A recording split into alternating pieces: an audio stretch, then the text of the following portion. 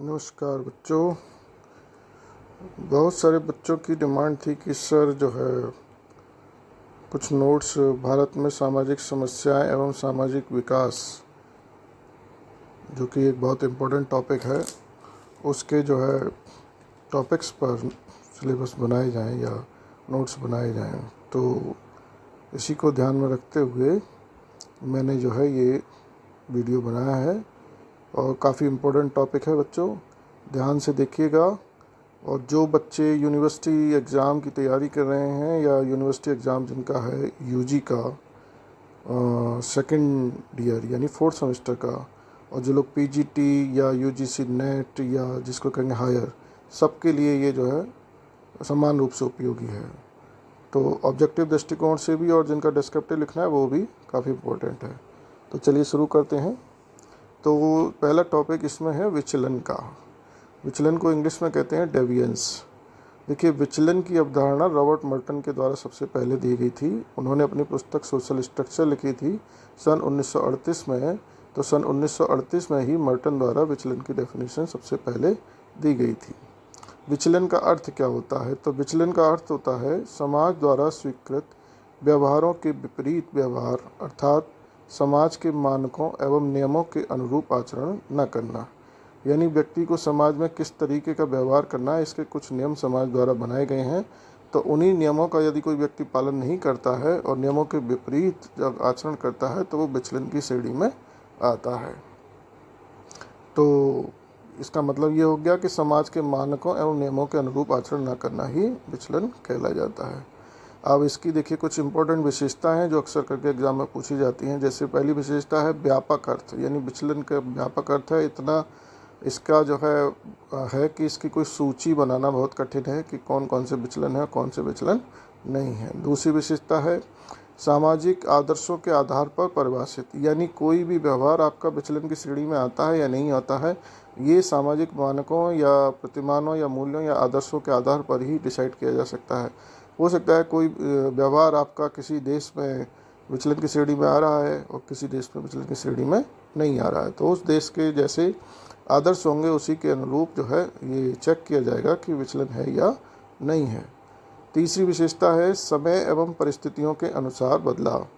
ये भी हो सकता है कि जो व्यवहार आप कर रहे हैं वो आज सही नहीं हो सकता है 10 साल बाद या 10 साल पहले वो सही हो। तो टाइम और सिचुएशन के अकॉर्डिंग कोई व्यवहार आपका है वो सही है या नहीं ये डिसाइड किया जाता है। हो सकता है कुछ व्यवहार आपकी परिस्थितियों में सही नहीं है तो वो विचलन हो गया, और कभी परिस्थितियाँ ऐसी हैं कि भाई वो सही है तो वो सही माना जाएगा। चौथी विशेषता है सामाजिक परिस्थिति पर भी निर्भरता। यानी सामाजिक परिस्थिति पर निर्भरता का मतलब ये है कि कुछ व्यवहार ऐसे होते हैं जो स्टेटस के अकॉर्डिंग होते हैं। ठीक है, स्टेटस के अकॉर्डिंग होते हैं। मान लो हाई क्लास है, हाई स्टेटस व्यक्ति है, वही काम कर रहा है, वो उसके लिए विचलन नहीं है। और वहीं निम्न स्टेटस वाला व्यक्ति या नीचे क्रम वाला व्यक्ति अगर वही व्यवहार करता है तो वो विचलन की श्रेणी में आ जाता है। तो ये महत्वपूर्ण विशेषताएं हैं, इस पर अक्सर करके प्रश्न पूछा जाता है, तो आप इसको ध्यान रखिए। अब देखते हैं विचलन के कारण। तो विचलन के कारण मुख्य रूप से 3 प्रकार के होते हैं: जैविकीय कारण, मनोवैज्ञानिक कारण और समाजशास्त्रीय कारण। जैविकीय कारण वो होते हैं जो जन्मजात होते हैं, मतलब शरीर में कुछ ऐसी चीज़ें होती हैं जो ये निर्धारित करती हैं कि आपका व्यवहार या आप शरीर का कुछ इस तरीके का स्ट्रक्चर होता है। जैसे अपराध की बात करते हैं तो अपराध में एक जन्म लोम्ब्रोसो का सिद्धांत है, अपराधी जन्मजात होते हैं। उन्होंने खोपड़ी का आकार, आँखों का आकार, बालों का आकार और ठोड़ी का आकार, इस पे बताया है कि जिस व्यक्ति की ठोड़ी अलग तरीके की होती है वो अपराधी होते हैं, इसके बाल इस तरीके। तो जन्मजात कुछ विशेषताएं होती हैं ऐसी, जो ये सभी में नहीं लेकिन अधिकतर के केसों में ये उन्होंने रिसर्च करके चेक किया था। तो जैव के कारण कुछ ऐसे होते हैं जिससे भी विचलन हो सकता है। दूसरा मनोवैज्ञानिक कारण। मनोवैज्ञानिक कारण का मतलब ये है कि यदि किसी व्यक्ति के साथ उपेक्षित और दुर्व्यवहार किया जाता है तो वो उसके आधार पर अजीब तरीके का व्यवहार करने लगता है, यानी सामाजिक नियमों को नहीं मानता है और न मानने के कारण ही उसका व्यवहार विचलन की श्रेणी में आ जाता है। तीसरा है समाजशास्त्रीय कारण। समाजशास्त्रीय कारण मतलब सामाजिक नियमों का पालन ना करना। समाज द्वारा जो नियम प्रतिमान बनाए गए हैं, जब हम उनका पालन नहीं करते हैं या उनके दृष्टिकोण से वो व्यवहार हमारा विचलन है, तो वो समाजशास्त्री कारण की श्रेणी में आएगा। जैसे सांस्कृतिक लक्ष्य और संस्थागत साधन है, तो सांस्कृतिक लक्ष्यों को संस्थागत साधनों के माध्यम से ना प्राप्त करना भी विचलन की श्रेणी में आ जाता है। मर्टन एक प्रसिद्ध समाजशास्त्री हैं, उन्होंने जो है इसके बारे में लिखा है। उन्होंने अनुकूलन के 5 प्रकार बताए हैं और ये बताया है उनको सांस्कृतिक लक्ष्य और संस्थागत साधन के आधार पर चेक किया है, जिसमें पहला अनुरूपता है। अनुरूपता में क्या होता है, सांस्कृतिक लक्ष्यों को प्राप्त किया जाता है जबकि साधनों को भी इसमें ध्यान रखा जाता है, तो ये विचलन की श्रेणी में नहीं आता है। दूसरा उनका है नवाचार, इनोवेशन, जिसमें सांस्कृतिक लक्ष्य तो प्राप्त किए जाते हैं लेकिन संस्थागत साधनों को ध्यान नहीं रखा जाता, यानी संस्थागत साधन जो होने चाहिए वो नहीं होते जबकि लक्ष्य पाया जा सकता है।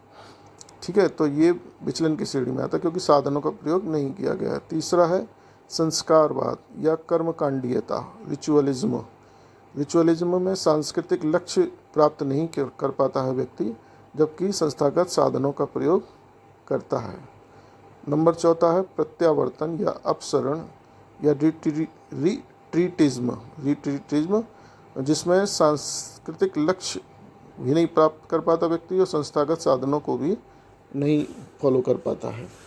और पांचवा है विद्रोह या अति अनुकूलता, रिबिलियन, जिसमें व्यक्ति कुछ सांस्कृतिक लक्ष्यों को पा लेता है, कुछ को नहीं पा पाता और कुछ संस्थागत साधनों को पालन करता है, कुछ का पालन नहीं कर पाता है। तो मर्टन के अनुसार ये जो दूसरा, तीसरा, चौथा, पांचवा, नवाचार, संस्कारवाद, प्रत्यावर्तन और विद्रोह, ये जो है विचलन की श्रेणी में आते हैं जबकि अनुरूपता विचलन की श्रेणी में नहीं आता। साथियों, इस पर बहुत बार क्वेश्चन पूछा गया, शायद ही समाजशास्त्र का कोई पेपर किसी भी स्तर का हो उसमें इस पर क्वेश्चन आया हो, ऐसा नहीं होता है। अक्सर करके कहीं ना कहीं से एक प्रश्न इसमें से बन ही जाता है। जैसे और इसमें आप लोगों को इंग्लिश को ज़्यादा ध्यान देना है क्योंकि कभी कभी अलग अलग बुक्स में हिंदी का वर्जन अलग अलग हो जाता है, इसीलिए पहला अनुरूपता कन्फर्मिटी होता है, दूसरा इनोवेशन होता है, तीसरा रिचुअलिज्म होता है, चौथा रिट्रीटिज्म होता है, पांचवा रिबिलियन होता है। क्वेश्चन इसमें ऐसे आता है कि जैसे पूछ लेता है भाई कन्फर्मिटी में सांस्कृतिक लक्ष्य और या संस्थागत साधनों का प्रयोग किया जाता है या नहीं किया जाता है ना, या दोनों का प्रयोग किया जाता है या दोनों का प्रयोग नहीं किया जाता। तो आप क्या लगाएंगे, दोनों का प्रयोग इसमें किया जाता है। इसी तरीके से नवाचार या इनोवेशन में पूछ सकता है सांस्कृतिक लक्ष्य उपस्थित रहते हैं या संस्थागत साधन उपस्थित रहते हैं या कौन सा अनुपस्थित रहता है। ऐसे ही इसी तरीके से जो चौथा है रिट्रीटिज्म, इस पर बहुत ज़्यादा क्वेश्चन पूछा जाता है।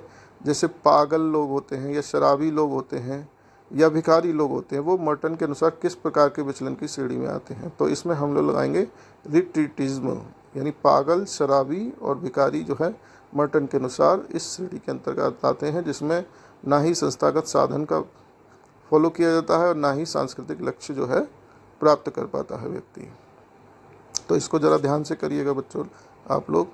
और एक और इसमें जैसे अलगाव पर क्वेश्चन आ जाता है, तो अलगाव का सिद्धांत किसने दिया, मार्क्स ने दिया। नियमहीनता की अवधारणा किसने दी, दुर्खीम ने दी। दुर्खीम बताते हैं विचलन समाज के लिए प्रकार्यात्मक है। इस पर भी क्वेश्चन पूछ लिया जाता है कौन कहता है समाज के लिए विचलन प्रकार्यात्मक, तो क्या लगाएंगे, दुर्खीम। या अलगाव का सिद्धांत किसने दिया, मार्क्स ने। तो इस विचलन में साथियों क्वेश्चन बहुत आते हैं, बहुत पूछे जाते हैं कि भाई विचलन की अवधारणा सबसे पहले किसने दी, मर्टन ने दी, किस पुस्तक में दी, सोशल स्ट्रक्चर में दी, कब दी, 1900 पुस्तक कब प्रकाशित हुई, 1938 में हुई। या विचलन का क्या अर्थ है, तो आप लगाएंगे समाज के मानकों या नियमों के अनुरूप आचरण ना करना। या कारण कौन से हैं, जैविक, मनोवैज्ञानिक, समाजशास्त्री या कुछ और कारण दे दिया, तो उसमें आप इन तीनों को लगाएंगे। विशेषताएँ दे दी उसमें से, तो इसको आप लोग ध्यान दिए। मर्टन के या अनुकूलन के प्रकार पर विशेष तौर पर क्वेश्चन पूछा जाता है। अब नेक्स्ट स्लाइड लेते हैं। नेक्स्ट टॉपिक आता है विकास के सिद्धांत। ये इतने इम्पोर्टेंट जो है टॉपिक्स हैं कि कोई एग्ज़ाम इनसे अछूता नहीं रहता है।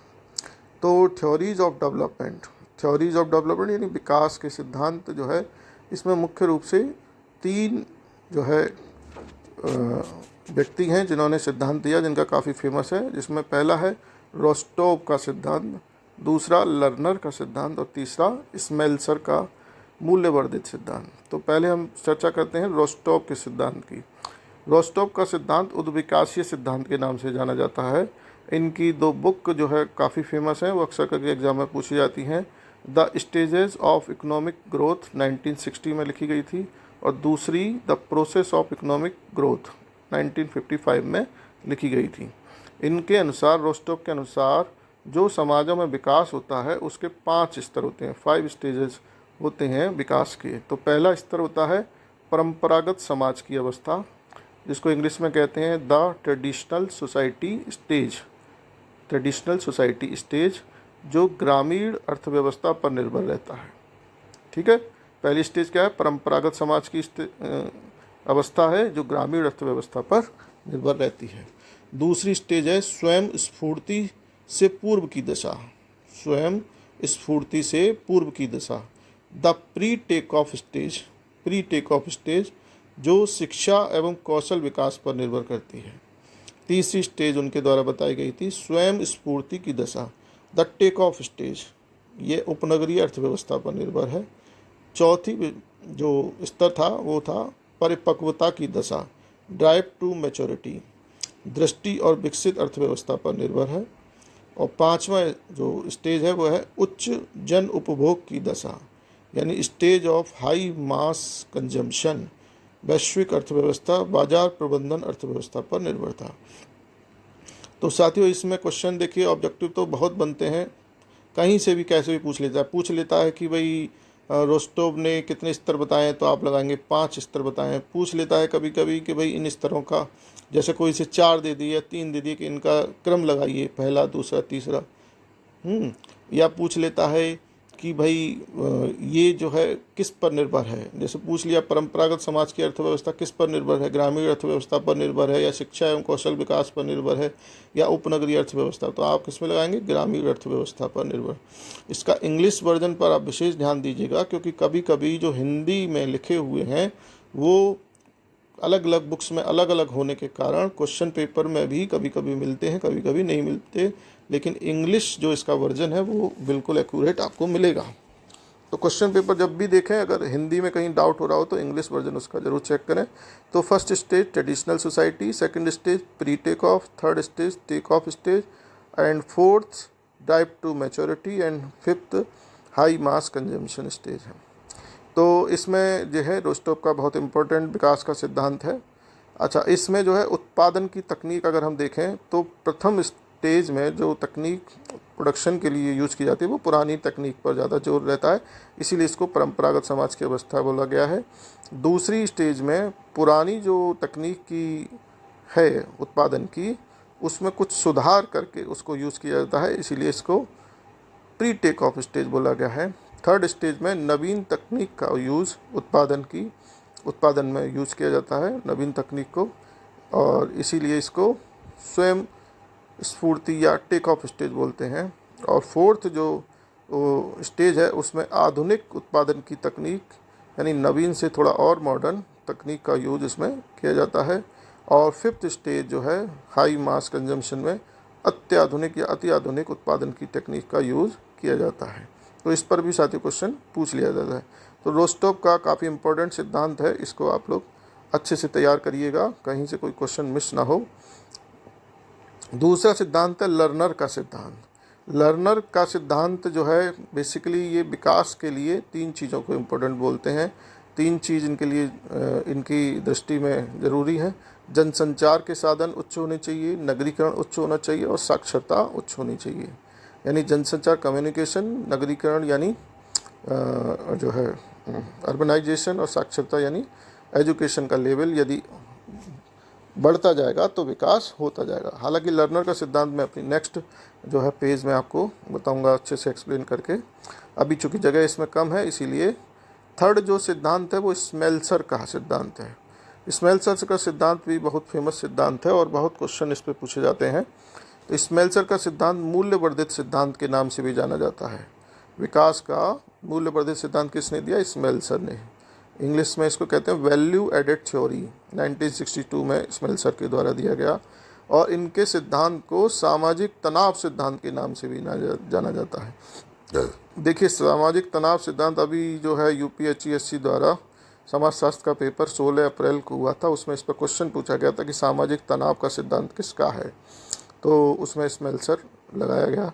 तो ये जो है क्वेश्चन बहुत पूछे जाते हैं, सामाजिक तनाव के सिद्धांत के नाम से भी इसके सिद्धांत को जाना जाता है। स्मेल्सर के अनुसार ये है कि सामाजिक आंदोलन के विकास के लिए सामूहिक व्यवहार के लिए निम्न 6 स्थितियां या निर्धारक आवश्यक हैं।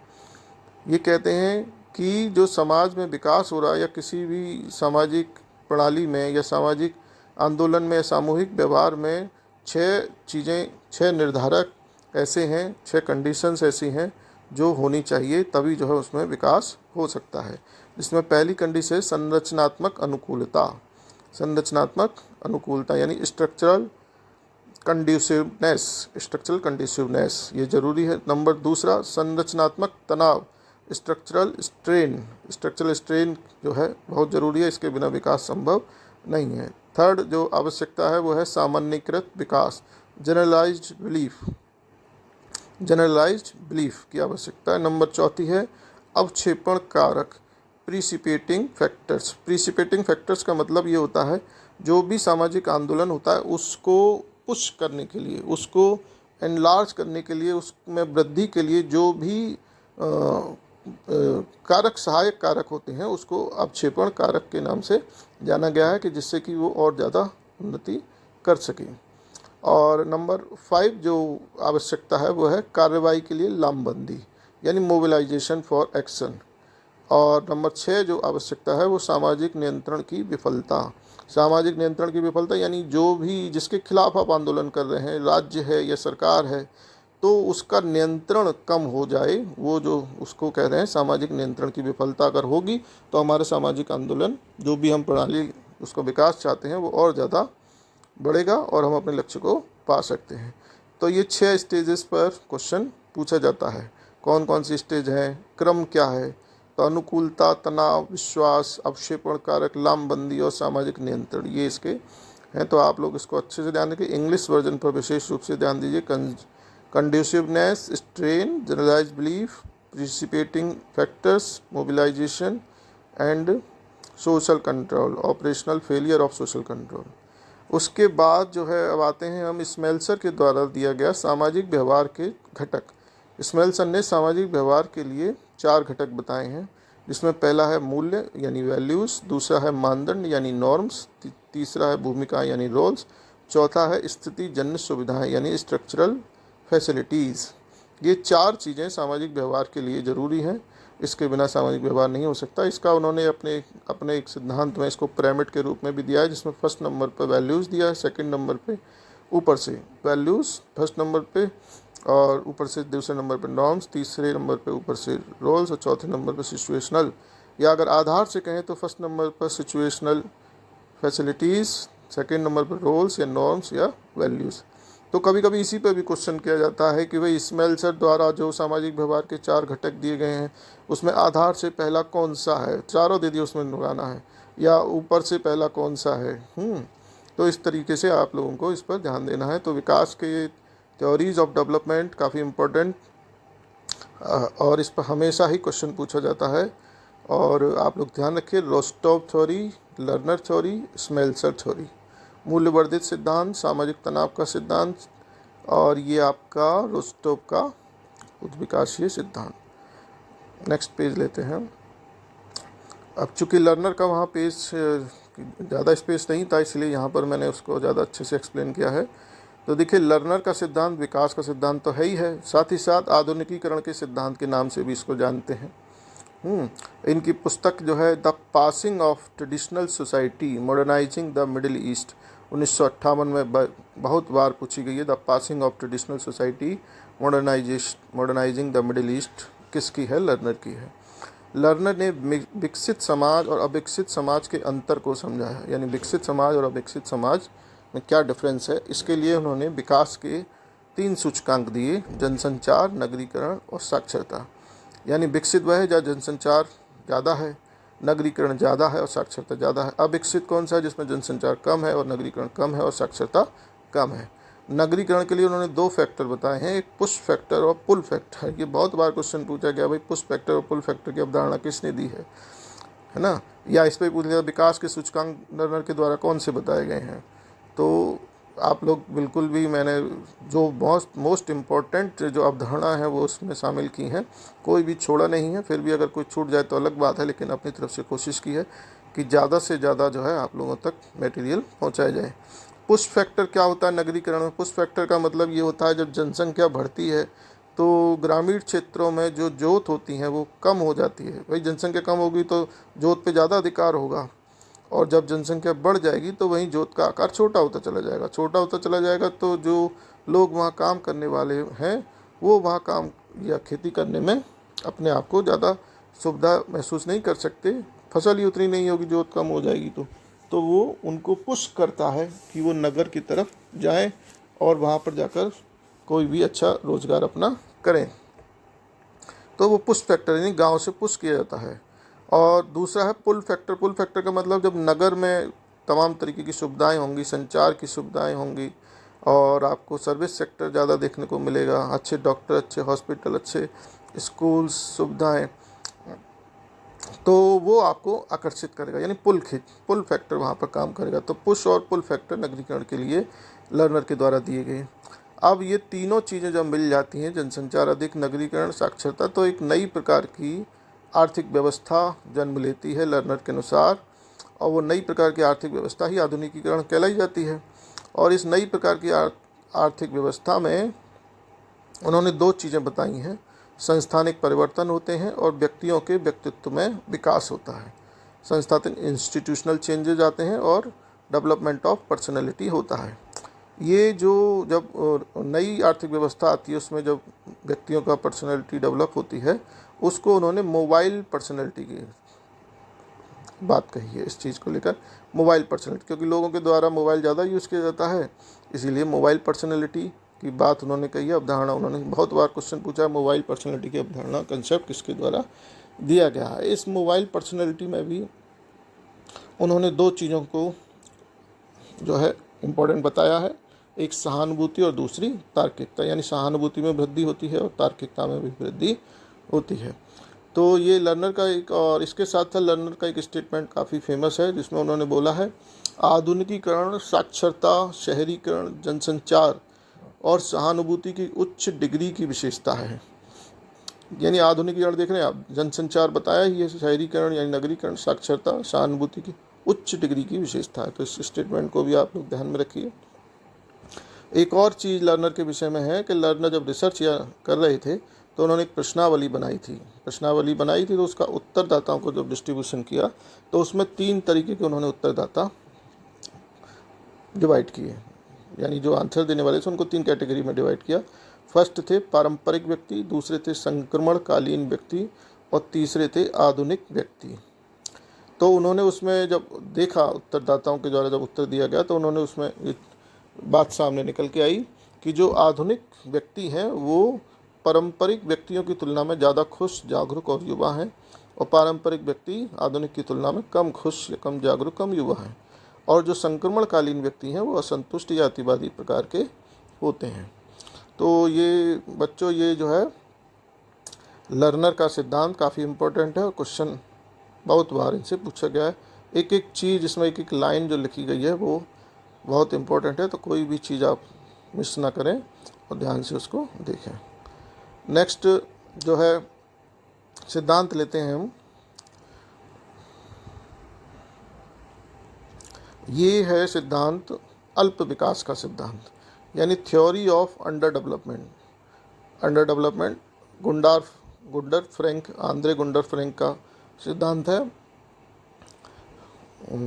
ये इनके सिद्धांत को केंद्र परिधि के सिद्धांत के नाम से भी जाना जाता है, या केंद्र बाहरी सीमा का सिद्धांत, या सेंटर पेरिफेरी थ्योरी भी कहते हैं। और इसका नाम निर्भरता सिद्धांत या पराश्रितता का सिद्धांत या डिपेंडेंसी थ्योरी भी कहते हैं, तथा नव विप्लववादी सिद्धांत या न्यू रेडिकल अप्रोच के नाम से भी जाना जाता है। तो कई सारे नाम आप देख रहे हैं, अल्प विकास, केंद्र परिधि, केंद्र बाहरी सीमा, निर्भरता, पराश्रयता, नव विप्लववादी। ये बहुत इम्पोर्टेंट है। जिस तरीके से मैंने बताया था विकास के सिद्धांत में, हर बार क्वेश्चन, कोई एग्ज़ाम ऐसा नहीं जहाँ इससे संबंधित प्रश्न उसमें ना पूछा जाता हो, चाहे यूजी लेवल से लेकर पीजी, पीजीटी, नेट और आपका हायर, हर जगह क्वेश्चन पूछा जाता है। तो देखते हैं, गुंडार फ्रैंक की पुस्तक है capitalism and under development in Latin America, capitalism and under development in Latin America 1967 में बहुत बार पूछी गई है, इंपॉर्टेंट है, याद रखिएगा। तो गुंडार फ्रैंक के अनुसार ये है कि पूरा विश्व जो है दो भागों में बटा है, पूरा विश्व दो भागों में बटा हुआ है। पूंजी व उत्पादन के संबंधों की दृष्टि से दो भागों में बटा है। पहला भाग केंद्र परिधि वाले राष्ट्र हैं, दूसरा भाग जो है परिधि राष्ट्र है। ठीक है, तो केंद्र परिधि वाले राष्ट्र वो हैं जो विकसित राष्ट्र हैं, और परिधि केंद्र वाले राष्ट्र जो है विकसित राष्ट्र की श्रेणी में आते हैं, और परिधि वाले राष्ट्र विकासशील एवं अल्प विकसित राष्ट्र की श्रेणी में आते हैं। केंद्र राष्ट्र कौन से हैं? अमेरिका, ब्रिटेन और फ्रांस। और परिधि वाले राष्ट्र अफ्रीकी, एशियाई और लैटिन अमेरिकी। तो यहाँ ये कह रहे हैं कि दो श्रेणियों में विश्व बटा है। एक श्रेणी वो है जहाँ पर विकसित राष्ट्रों की श्रेणी है, एक दूसरी श्रेणी वो है जहाँ पर अल्प विकसित और विकासशील राष्ट्र हैं। जो विकसित राष्ट्र है उसको केंद्र बोला है, और जो विकासशील और अल्प विकसित राष्ट्र हैं उसको परिधि वाले देश बोला गया है। तो गुंडार फ्रैंक ये कहते हैं कि जो केंद्र वाले राष्ट्र हैं, जो विकसित राष्ट्र हैं, वो परिधि वाले राष्ट्रों से कच्चा माल लेते हैं और अपने यहाँ उसको प्रोसेसिंग कराते हैं, फैक्ट्रियों में डेवलपमेंट करते हैं उसका, और उतना माल जो है परिधि वाले राष्ट्रों में बेच देते हैं। यानी औद्योगिक माल जो है वहाँ मार्केट उनका परिधि वाले राष्ट्र हो जाते हैं और कच्चा माल वहाँ से लेते हैं। तो फ़ायदा केंद्र वाले राष्ट्रों को होता है और परिधि वाले राष्ट्रों को उसका फ़ायदा नहीं हो पाता है। तो केंद्र वाले राष्ट्र और ज़्यादा धनवान, पैसे वाले, विकसित होते जाते हैं, और परिधि वाले राष्ट्र वहीं के वहीं रहते हैं और उनकी और ज़्यादा स्थिति दयनीय हो जाती है। तो ये जो है केंद्र परिधि राष्ट्र निर्भरता का सिद्धांत है, सेंट्रल पेरिफेरी थ्योरी दी गई थी। बहुत बार पूछा गया है कि भाई केंद्र राष्ट्र में कौन कौन आते हैं, तो आप ध्यान रखिए अमेरिका, ब्रिटेन, फ्रांस आता है। या पूछ लिया था विकसित राष्ट्र कौन है, केंद्र वाले राष्ट्र हैं या परिधि वाले राष्ट्र हैं, तो आप ध्यान रखेंगे, कहेंगे केंद्र वाले राष्ट्र। या परिधि वाले राष्ट्र अल्प विकसित राष्ट्र या विकासशील राष्ट्र कौन से हैं, अफ्रीका, एशियाई या लैटिन अमेरिका। तो केंद्र वाले राष्ट्र तैयार माल परिधि वाले राष्ट्रों में बेचते हैं और वहाँ से अपना मुनाफा कमाते हैं, वहाँ से कच्चा माल सस्ते में लेते हैं और फिर उसको प्रोसेसिंग करके या उसको तैयार माल जो है परिधि वाले राष्ट्रों में बेचते हैं, जिससे कि जो डेवलपमेंट है उसमें अनइक्वलिटी आ गई है और उसमें जो है डिफरेंसेस आ गए हैं। जो विकसित राष्ट्र हैं वो और ज़्यादा विकसित हो रहे हैं और जो विकासशील राष्ट्र हैं उनकी स्थिति ऐसी की ऐसी बनी हुई है। अब इसमें देखिए एक और जो है समाजशास्त्री हैं वालरस्टेन ने, जैसे आंद्रे गुंडार फ्रैंक ने दो श्रेणियों में विश्व को बांटा, इन्होंने विश्व व्यवस्था को तीन भागों में बांटा, जिसमें पहला भाग केंद्र वाले राष्ट्र, दूसरा परिधि वाले और केंद्र और परिधि के बीच में सम परिधि यानी सेमी पेरिफेरी, यानी एक और कैटेगरी उन्होंने बीच में डेवलप कर दी, जिसको सेमी पेरिफेरी नाम दिया। तो इस पर भी क्वेश्चन पूछा जाता है कि भाई विश्व व्यवस्था को कितने भागों में वालरस्टेन के द्वारा बांटा गया, तीन भागों में, कौन कौन से हैं केंद्र। या पूछ लिया जाता है सेमी पेरिफेरी की अवधारणा किसके द्वारा दी गई, वालरस्टेन के द्वारा दी गई। विश्व व्यवस्था की अवधारणा किसके द्वारा दी गई, वालरस्टेन के द्वारा दी गई। तो इसको भी आप लोग ध्यान से देखिए। नेक्स्ट जो सिद्धांत आता है वो समीर अमीन का सिद्धांत आता है। समीर अमीन का सिद्धांत असमान विकास का सिद्धांत, अनइवन डेवलपमेंट ऑफ थ्योरी, ये अल्प विकास का सिद्धांत भी होता है और इसको निर्भरता सिद्धांत भी बोलते हैं, लेकिन ज़्यादातर जो है इसको असमान विकास के सिद्धांत के नाम से ही जाना जाता है। तो इन्होंने एक्चुअली क्या किया है, समीर अमीन ने, इन्होंने कहा है, मान्यता इनकी है कि विकसित पूंजीवादी देश केंद्र के रूप में पूर्व उपनिवेशों का, परिधि देशों का अनेक तरीके से शोषण करते हैं। यानी जो केंद्र में पूंजीवादी देश हैं, जो विकसित राष्ट्र हैं, वो परिधि पर जो अविकसित राष्ट्र हैं उनका शोषण उनके द्वारा किया जाता है, जिससे अनइवन डेवलपमेंट होता है। जैसे इस चार्ट में हम देख सकते हैं, परिधि राष्ट्र अविकसित राष्ट्र और केंद्र राष्ट्र जो है विकसित राष्ट्र की श्रेणी में आते हैं। केंद्र वाले राष्ट्र जो है परिधि राष्ट्रों से श्रमिक लेते हैं, कम मजदूरी में उनको जो है श्रमिक मिल जाते हैं, और अधिक श्रमिक मिलते हैं, कम मूल्य उनको देना पड़ता है। और वहीं जो है परिधि वाले राष्ट्र जो है कम श्रमिक ले पाते हैं, उतना उनको लाभ नहीं हो पाता है। श्रमिक और संसाधन की दृष्टि से देखें तो परिधि वाले राष्ट्रों में श्रमिकों की संख्या ज़्यादा होती है, और जो केंद्र वाले राष्ट्र हैं वहाँ श्रमिकों की संख्या कम होती है। और संसाधन की दृष्टि से देखें तो परिधि वाले राष्ट्रों के संसाधन कम होते हैं और केंद्र वाले राष्ट्रों के संसाधन अधिक होते हैं।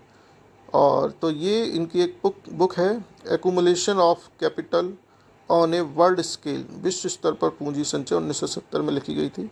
काफ़ी इम्पोर्टेंट बुक है, तो अक्सर करके देखिए इस पर क्वेश्चन पूछा जाता है।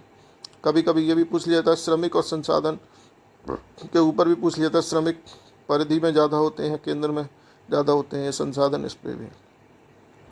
तो ये तीनों ही देखिए सिद्धांत काफ़ी इम्पोर्टेंट हैं। आंद्रे गुंडर फ्रेंड का केंद्र परिधि सिद्धांत, वालरस्टेन का केंद्र समय सम परिधि और परिधि सिद्धांत, और समीर अमीन का असमान विकास का सिद्धांत। इसमें देखिए एक चीज़ नोट ध्यान रखने वाली बात है, इमैनुअल पहले व्यक्ति हैं जिन्होंने सबसे पहले असमान विनिमय सिद्धांत का प्रतिपादन किया। ये असमान विनिमय का सिद्धांत जो है इमैनुअल के द्वारा दिया गया, उसी का जो है आलोचना करके जो है समीर अमीन ने ये असमान विकास का सिद्धांत दिया था। तो इसको भी ध्यान रखिए, असमान विनिमय का सिद्धांत जो है, असमान विकास का सिद्धांत पूछता है तो समीर अमीन होगा, लेकिन असमान विनिमय का सिद्धांत यदि पूछते हैं तो इमैनुअल हम उसमें लगाएंगे। तो साथियों ये जो है मैंने काफ़ी अच्छे तरीके से इसको तैयार किया है, और मुझे उम्मीद है कि कोई भी क्वेश्चन आपका इनसे बाहर नहीं जाएगा। हालांकि ये जो पेपर है सामाजिक समस्या सामाजिक, इसमें और भी टॉपिक हैं, लेकिन फ़िलहाल चूँकि एक ही वीडियो में सारा कुछ कवर नहीं किया जा सकता, जो इम्पोर्टेंट था, काफ़ी इम्पोर्टेंट था, उसको मैंने कवर किया है। तो आप लोग इसको अच्छे से तैयार कीजिए, और अगर वीडियो अच्छा लगा हो तो शेयर करिए, लाइक करिए, कमेंट करिए और बेल आइकन को दबाइए। धन्यवाद।